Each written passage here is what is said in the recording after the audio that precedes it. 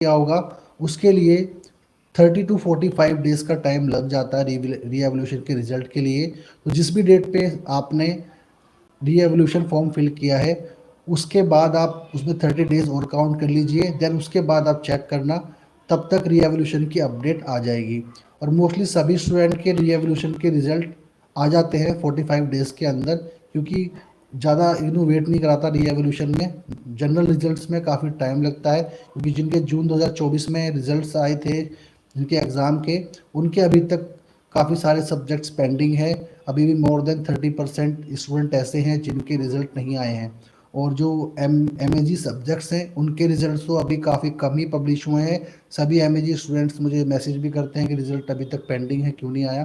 तो अभी उसमें डिले चल रहा है, अभी कॉपीज अभी चेक नहीं हो पाई हैं, ना ही मार्क्स अपडेट हुए हैं। जैसे ही सभी के मार्क्स अपडेट होंगे देन आपको रिजल्ट मिल जाएगा।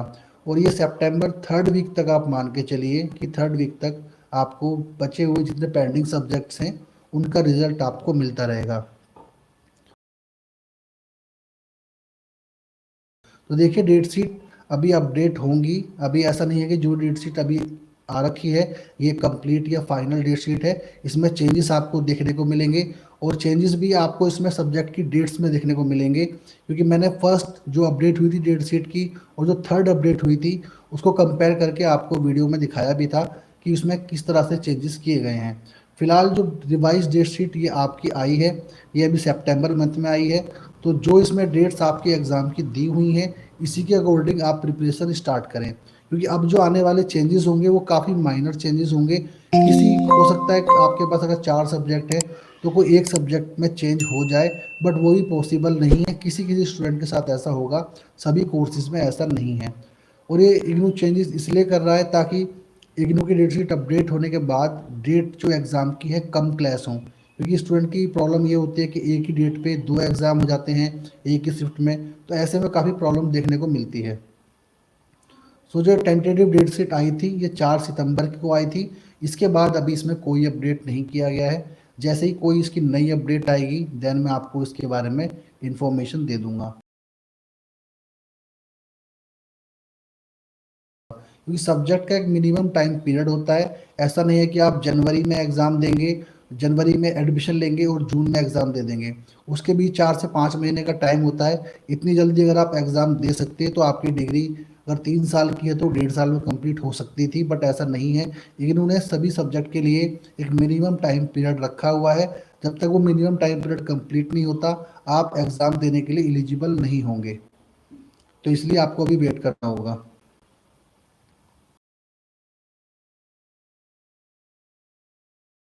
देखिए अगर आपके असाइनमेंट मार्क्स 2020 से अभी तक अपडेट नहीं हुए हैं तो आपने अभी काफ़ी डिले कर दिया है। आपको तो बल्कि अब से पहले ही असाइनमेंट दोबारा सबमिट करने चाहिए थे, बट कोई बात नहीं। अगर आप अब सबमिट करना चाहते हैं तो 2023 से 2024 वाले असाइनमेंट बनाकर आप सबमिट करें, उसमें कोई इशू नहीं है।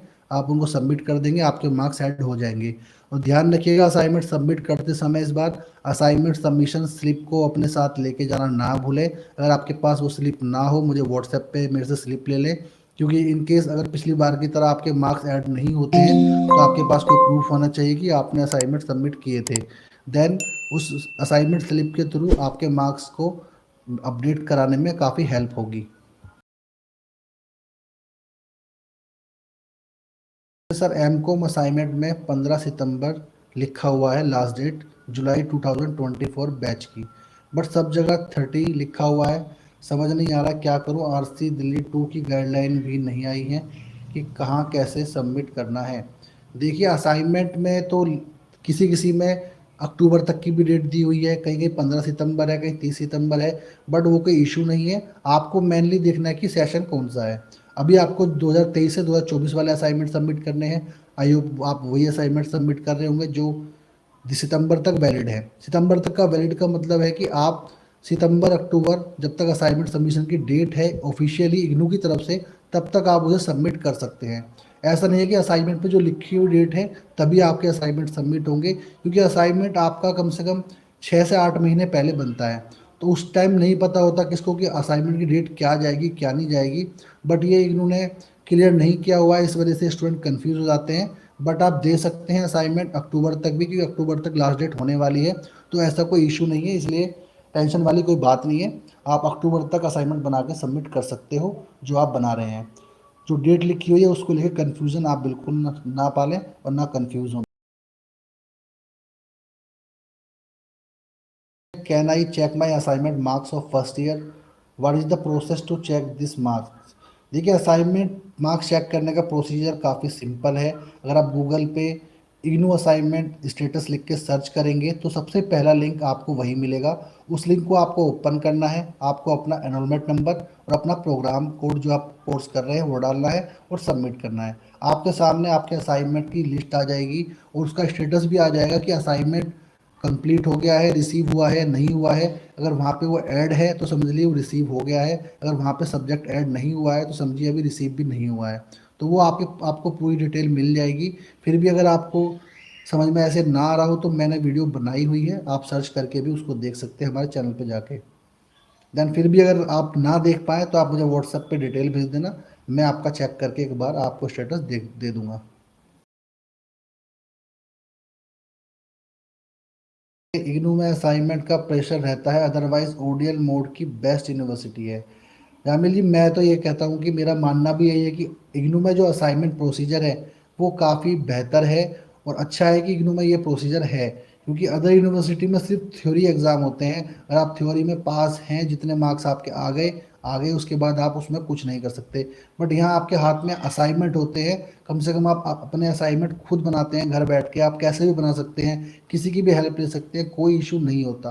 अगर आप उसमें मैक्सिमम मार्क्स लेके आ रहे हैं तो आपके डेफिनेटली आपकी परसेंटेज इंप्रूव होती है, जो कि ओडियर यूनिवर्सिटी में कहीं भी नहीं होती है। चाहे आप एसओएल की बात करें या कहीं और अदर यूनिवर्सिटी में जाएंगे, ओपन यूनिवर्सिटी में, तो वहाँ पर काफ़ी प्रॉब्लम होती है। वहाँ पर स्टूडेंट को 55% बनाने भी मुश्किल हो जाते हैं। बट इग्नू में स्टूडेंट 70 टू 75 80 तक अपनी परसेंटेज बना लेते हैं, जो स्टूडेंट अच्छे से टाइमली अपना काम करते हैं। सर, मैंने इस बार एडमिशन लिया है जुलाई 2024 बैच। तो एग्ज़ाम फॉर्म अभी रिलीज़ हुआ है, वो फिल नहीं हो रहा है। तो क्या करें, मैं एलिजिबल नहीं हूँ, एमकॉम सेमेस्टर बेस्ड है ना। देखिए, अभी आपने जुलाई में एडमिशन लिया है तो आप अभी एलिजिबल नहीं हैं। आप अभी एग्ज़ाम नहीं दे पाएंगे। एग्ज़ाम फॉर्म भरने जाएंगे तो आपको बता देगा कि आप एलिजिबल इस सेमेस्टर इस एग्ज़ाम सेशन के लिए नहीं है। देन नेक्स्ट एग्ज़ाम सेशन में आप एलिजिबल हो जाएंगे उसके लिए। देन आपका जो एम कॉम है वो सेमेस्टर बेस्ड नहीं होता है, ईयरली होता है। एम ए एम कॉम वगैरह सब ईयरली हैं।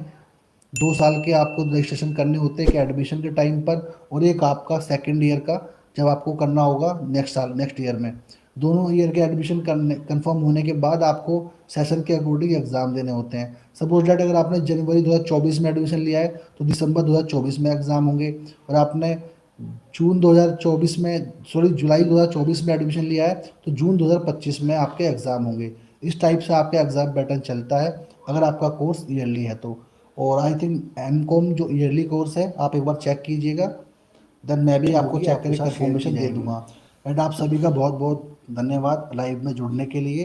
एंड लास्ट रिक्वेस्ट है मेरी कि आप प्लीज़ लाइव को लाइक कर देना और चैनल को सब्सक्राइब कर लेना, ताकि आपको कोई इश्यूज ना आए। And thank you so much Jatin ji, thank you so much RB ji, and fun with Gori, thank you so much. जितने भी सब्सक्राइबर, जितने भी व्यूअर्स आज हमारे साथ जुड़े हैं, उन सभी का बहुत बहुत धन्यवाद। मिलते हैं कल के लाइव में, इन्फॉर्मेशन आपके साथ मैं शेयर कर दूंगा। Till then take care and good.